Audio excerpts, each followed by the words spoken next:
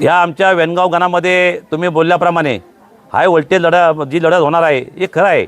कारण ह्या वेणगाव गणामध्ये आमचे चित्राताई जगदीश ठाकरे ह्या ज्या उमेदवार आहेत ह्या आमच्या प्रॉपर स्थानिक उमेदवार आहेत आणि ह्या वेणगाव गणामध्ये अनेक वेळा या मतदारांनी कुठला तरी पार्सल आणून इथे जे पार्सलमध्ये उमेदवार आलेले आहेत आणि जे पार्सल परत तिथं त्यांच्या भागामध्ये पाठवायचं आहे आणि यासाठी आमच्या मतदारांनी सर्व कंबर कसलेला आहे आणि जो बाहेरचा उमेदवार ते दिलेला आहे तर त्यांच्या गणामध्ये सुद्धा तिथं महिला पडली होती, तिथं तर लढवलं पाहिजे होती।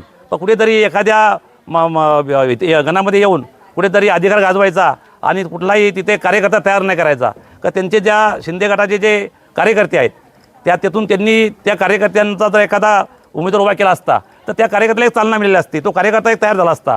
पण त्यांच्या मनामध्ये अशी कुठलीही गोष्ट नाही आणि त्यांच्या पक्षाच्या लोकांना कुठेतरी दाबून ठेवायचं, तिथं कुठलाही कार्यकर्ता तयार करायचा नाही अशी त्यांची भावना आहे।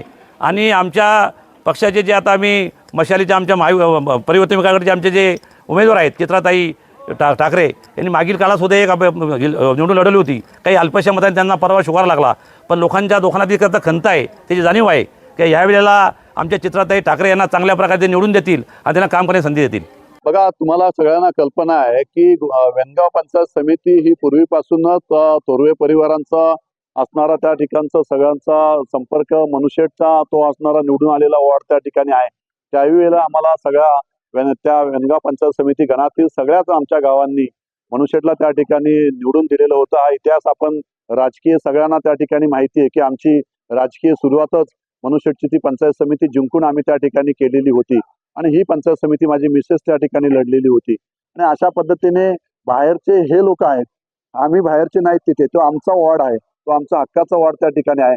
त्यामुळे तो वॉर्ड पुन्हा एकदा शिवसेनेचाच त्या ठिकाणी भगवा फडकणार आहे।